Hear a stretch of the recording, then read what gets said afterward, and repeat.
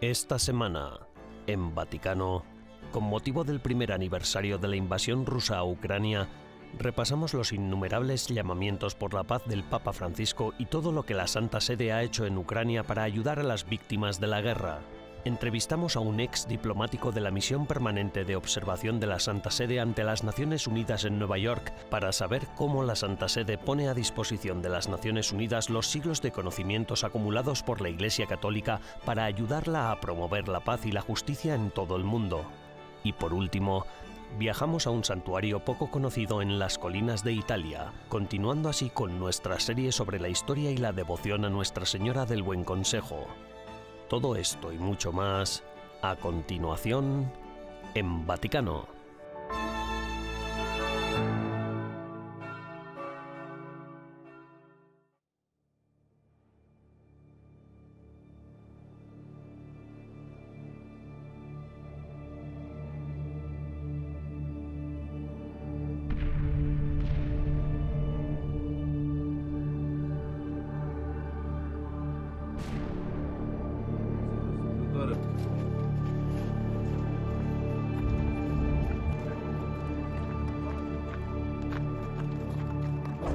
Быстро, ребятки, быстро, быстро.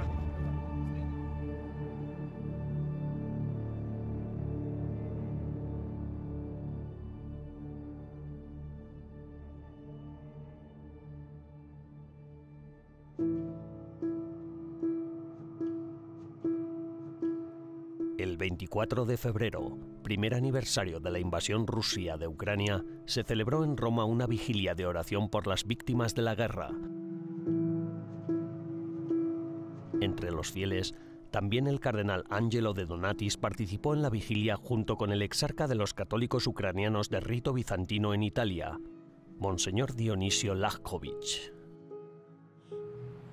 Ante todo, considero que la paz es para todos, tanto si eres cristiano como si eres musulmán. La paz debería ser algo por lo que todos deberían luchar y así lograr que el mensaje de paz se extienda por todo el mundo. El cardenal de Donatis insistió en que no quiere resignarse a que no haya solución alguna para alcanzar una paz real. El cardenal declaró que el camino hacia la reconciliación es difícil, pero posible con la ayuda de Dios. Distintos refugiados de Ucrania también asistieron a la vigilia.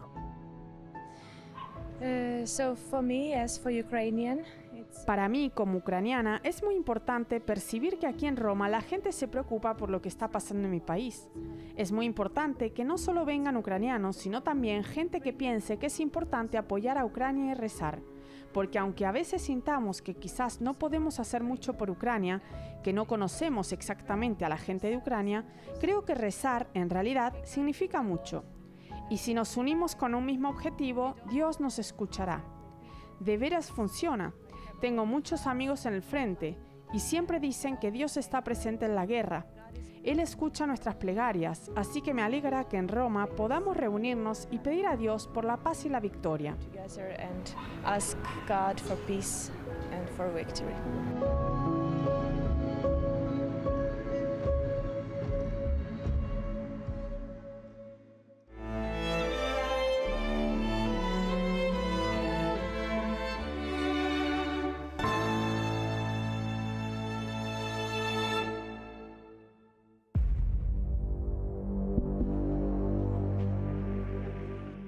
Representantes papales han pisado suelo turco y sirio para proporcionar ayuda y consuelo a las víctimas, ya que ahora las operaciones de rescate están dando paso a una recuperación a largo plazo. El 6 de febrero, un devastador terremoto sacudió el sur de Turquía y el norte de Siria, causando más de 46.000 muertos. El seísmo, de 7,8 grados de magnitud, al que siguieron varias réplicas de gran intensidad, destruyó cientos de miles de viviendas. Innumerables personas siguen desaparecidas. En las últimas semanas, el Papa Francisco ha ofrecido en repetidas ocasiones palabras de consuelo al pueblo turco y sirio. El amor de Jesús nos pide que nos dejemos tocar por las situaciones de los que están cansados. Pienso especialmente en Siria y Turquía, en las numerosas víctimas del terremoto. alle tantissime vittime del terremoto. El 16 de febrero, el nuevo embajador turco ante la Santa Sede, Ufuk Ulutaş, presentó sus credenciales al Papa, quien en ese momento ofreció sus pensamientos y oraciones al noble pueblo turco que padecía tanto dolor. El arzobispo Claudio Gugerotti, nuevo prefecto del Dicasterio para las Iglesias Orientales, viajó a Siria y Turquía del 17 al 21 de febrero. Emprendió el viaje para expresar la cercanía del Santo Padre a las personas gravemente afectadas por el reciente y devastador terremoto y para reunirse con obispos, trabajadores de Cáritas y otras agencias comprometidas en llevar ayuda a los que sufren. El jueves 23 de febrero, en un encuentro en el Vaticano con monjes y sacerdotes de las iglesias ortodoxas orientales, el Papa Francisco les transmitió su solidaridad por todos los que sufren en la devastada Siria, tanto por el terremoto como por la guerra. Solo en Turquía, más de 1 millón de personas se han quedado sin hogar, y el representante de ACNUR en Siria calcula que más de 5 millones de personas necesitan ayuda para refugiarse en el país. Esta cifra no hace sino aumentar el gran número de personas ya desplazadas en el país de Oriente Próximo. Según la Organización Mundial de la Salud, unos 26 millones de personas se han visto afectadas por la catástrofe. Durante la Cuaresma, el Papa Francisco ha invitado a todos los fieles a acercarse espiritual y materialmente a las víctimas del terremoto en Siria y Turquía.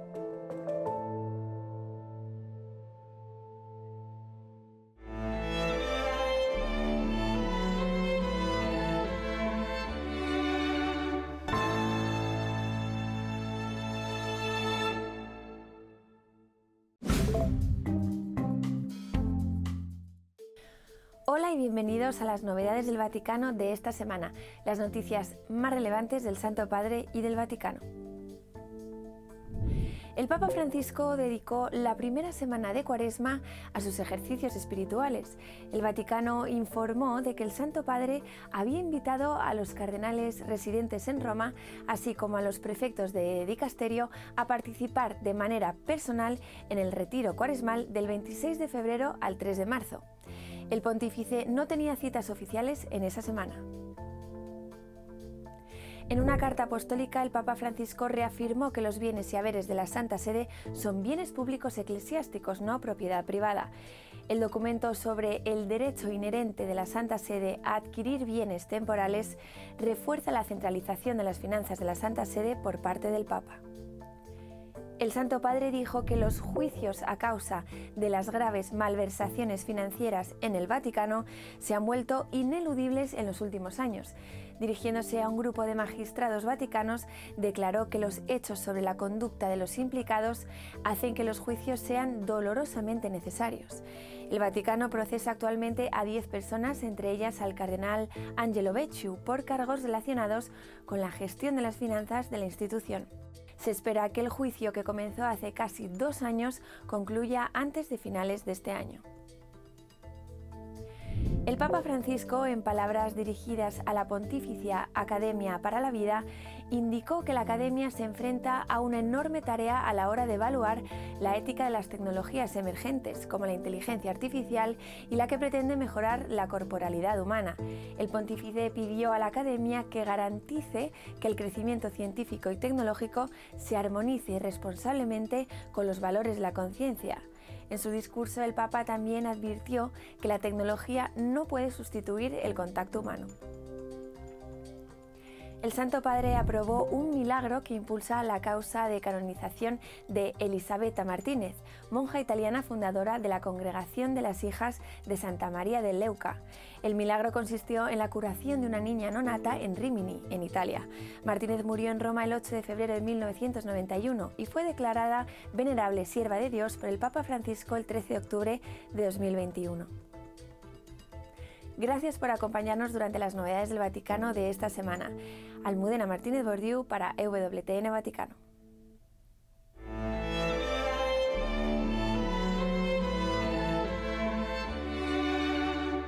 En breves instantes regresamos con más en Vaticano.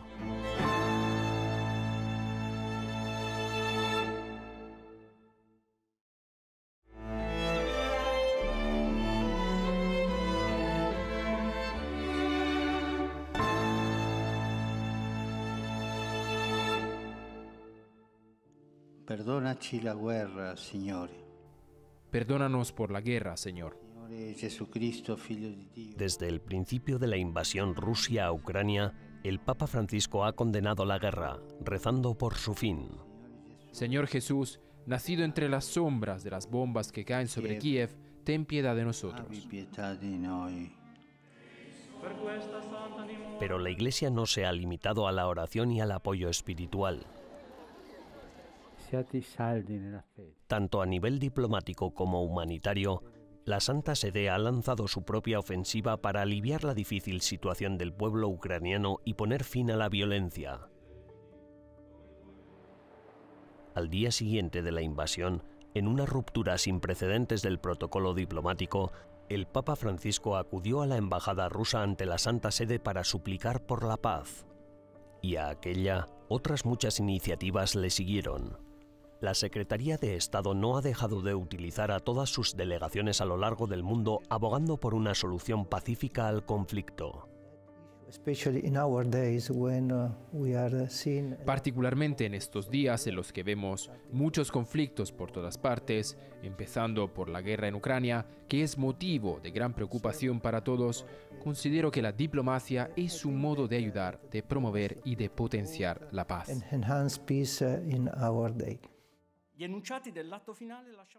El cardenal Pietro Parolin se asoció también con el presidente italiano, Sergio Mattarella, para lanzar una nueva versión del Acuerdo de Helsinki de 1975. En plena Guerra Fría, la mayoría de los países europeos volvieron a comprometerse con la inviolabilidad de las fronteras y la resolución pacífica de los conflictos.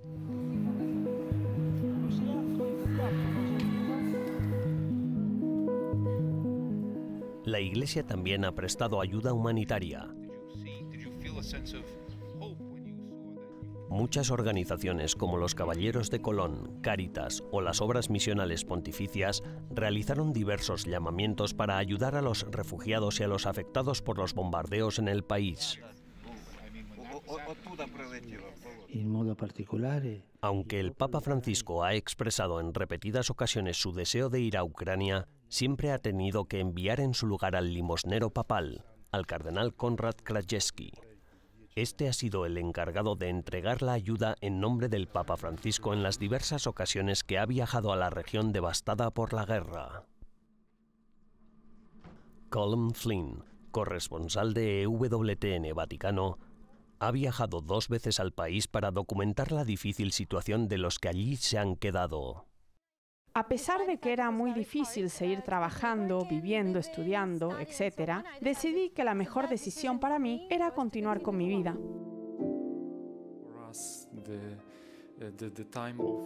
EWTN Ucrania no ha dejado de emitir desde Kiev, donde el padre Oleksandr y su equipo se aseguran de hacer llegar las noticias a todos los católicos del país.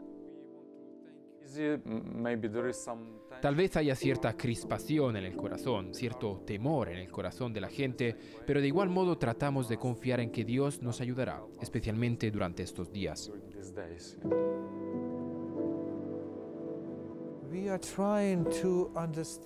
Intentamos comprender cómo es posible que haya pasado casi un año de esta terrible etapa de guerra. Tal y como señala el embajador ucraniano ante la Santa Sede, la paz parece aún muy lejana.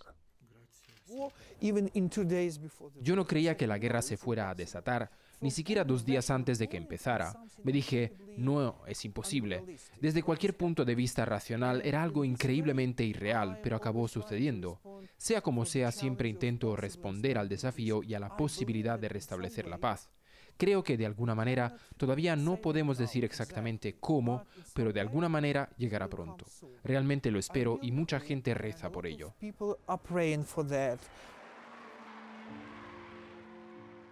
Recientemente, el Papa Francisco ha instado de nuevo en reiteradas ocasiones a poner fin a los horrores de la guerra. Pero incluso después de un año de miedo y violencia, la oración por la paz aún no ha sido atendida.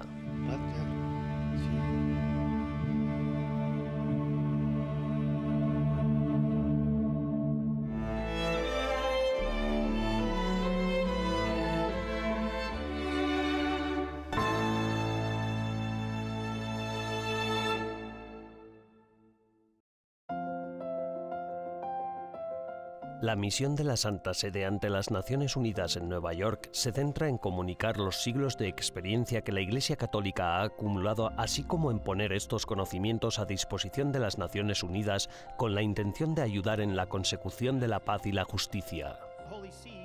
La semana del funeral del Papa Benedicto XVI en enero, hablamos con el padre Roger Landry, quien formalmente sirvió como agregado a la misión permanente de observación de la Santa Sede ante las Naciones Unidas en Nueva York entre 2015 y 2022.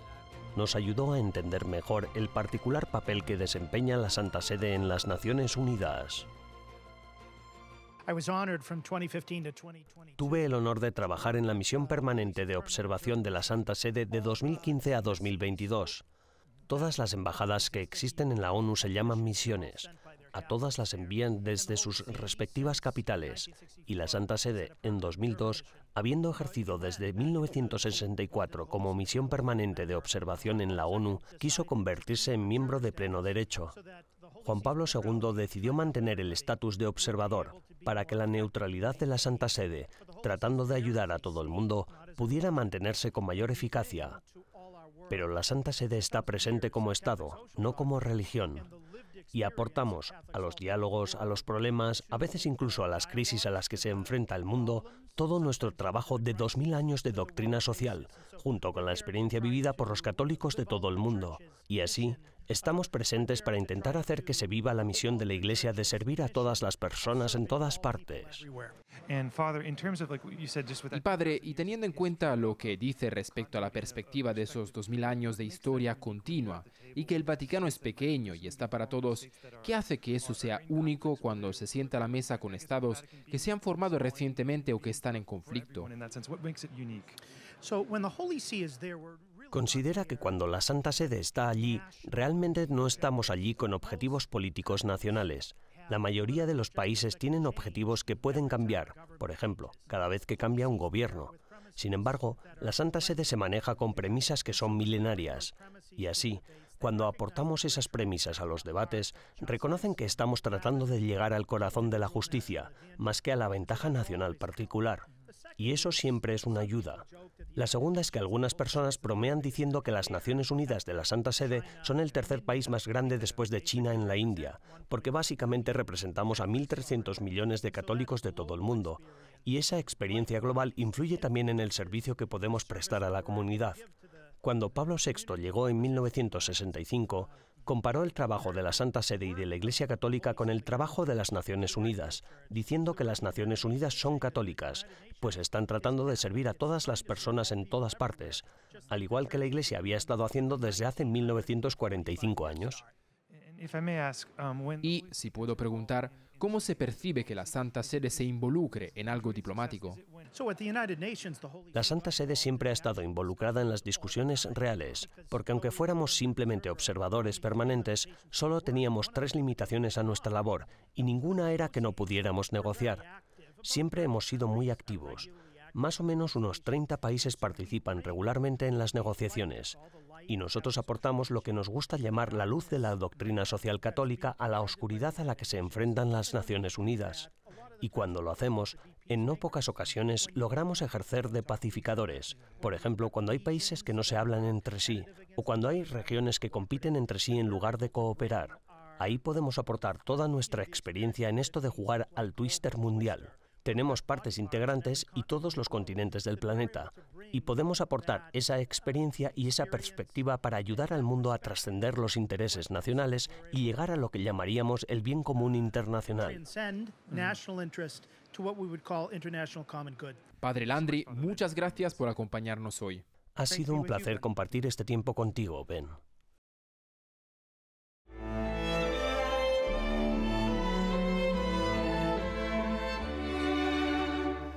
Tras una breve pausa, regresamos con más en Vaticano.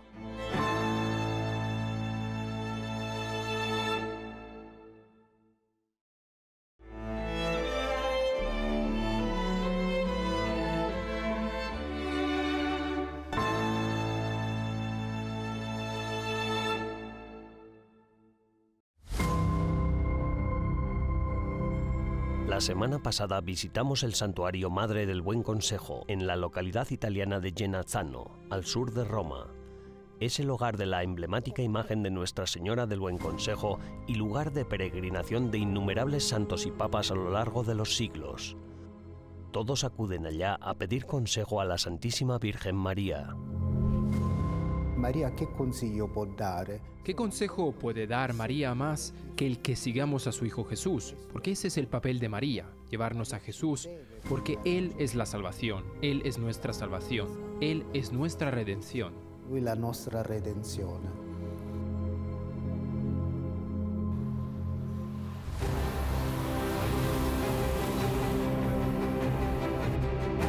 Esta semana viajamos al poco conocido pueblo de Venere, situado en la región italiana de los Abruzos, para visitar un santuario que tiene el mismo nombre que la icónica imagen de la que les hablamos. El santuario de Nuestra Señora del Buen Consejo. Les hablaremos de la historia de este santuario escondido, su relación con el santuario de Genazzano y cómo ha mantenido unida a su comunidad en tiempos difíciles. La comunidad de Venere está muy unida a este santuario, tanto que lo toman como un símbolo. En consecuencia, nosotros como administración estamos muy unidos al mensaje del santuario. Venere, Venus en español, es uno de los muchos pueblecitos de los Abruzos de aspecto sencillo y rural, pero su historia encierra relatos de antiguas glorias. Cerca de la torre que hoy domina la ciudad de Venere y donde se alza el actual santuario de Nuestra Señora del Buen Consejo, se han hecho descubrimientos que se remontan al año 150 a.C. y que anuncian que se había erigido un templo a la diosa Venus para celebrar la paz entre los pueblos de la región y los romanos. Durante la Edad Media, Venere se convirtió en una importante guarnición militar y en 1187 proporcionó soldados a la expedición a Tierra Santa organizada por el rey Guillermo II y el Papa Clemente III. En 1581 se construyó el actual santuario de Nuestra Señora del Buen Consejo en el mismo lugar que antes ocupaba el antiguo templo de Venus. Las bulas papales del siglo XVII muestran la presencia de iglesias en Venere, descritas por Giovanni da Segni y recogidas en los volúmenes del libro Sacra Italia de Ferdinando Ughelli. Sin embargo, un devastador terremoto en 1915 destruyó todo en la región y mató a más de 30.000 personas. El padre Tonino Spanalate, rector de este santuario, se tomó la molestia de hablar con nosotros tras una operación ocular. Desgraciadamente el santuario, como todo lo demás en la zona, fue destruido por el terremoto. De hecho, hasta principios de la década de 1940, los más ancianos nos contaban que la única parte de la iglesia que quedaba en pie del santuario era el nicho donde está colocada la Virgen. Este es el mismo lugar del que nunca se ha movido la Madonna, y alrededor de ese nicho se había construido una pequeña iglesia de madera, y la gente solía venir en peregrinación al interior de esta pequeña iglesia.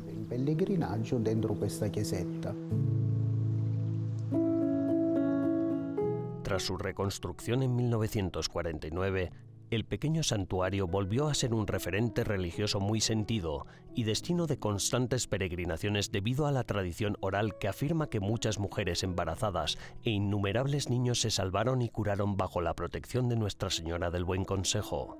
Lamentablemente, desde su renovación en la década de 1990, no ha dejado de ser víctima de actos vandálicos, sacrilegios y profanaciones. Hemos visto bastante vandalismo últimamente. Ahora nos vemos obligados a cerrar la iglesia con llave. Antes simplemente se cerraba con una llave vieja y cualquiera que quisiera podía girar la llave, abrir la puerta y entrar a rezar. Sin embargo, ahora, debido al vandalismo, las cosas no siguen igual. Por ejemplo, rompieron el cristal que pusimos hace 2 años y con toda la buena voluntad que tenemos apenas nos da para repararlo y van y lo vuelven a romper. Como en Genazzano, la Virgen de Venere tiene un título especial. Pero, ¿cuál es el significado de este título único, Nuestra Señora del Buen Consejo, que ha hecho que miles de peregrinos suban a pie hasta la colina para pedir consejo a la Santísima Madre? Io mi riferisco all'iconografia della Madonna. Me refiero a la iconografía de la Virgen. Si te fijas bien en el rostro de la Virgen, tiene a su hijo al lado, pero ella no mira a su hijo. Ella mira a quien la mira a ella. Nosotros, los fieles, a sus pies y Nuestra Señora mirándonos a nosotros directamente. Es muy hermoso. Lo digo porque ella de hecho nos sigue con la mirada. Luego el brazo de Nuestra Señora se inclina hacia el niño Jesús y su mano señala a su hijo. Y además está el consejo. ¿Y cuál es el consejo que María nos da? Que vayamos hacia su hijo. È quello di andare al figlio. Bajo la mirada de esta Virgen única, innumerables peregrinos han buscado refugio y consejo. Aquí termina nuestra serie sobre los dos santuarios que comparten esta devoción común a Nuestra Señora del Buen Consejo. Aunque ambos santuarios han tenido historias muy diferentes, ambos son testimonios del poder de la Santísima Virgen María, que en su propia vida tuvo que tomar muchas decisiones difíciles.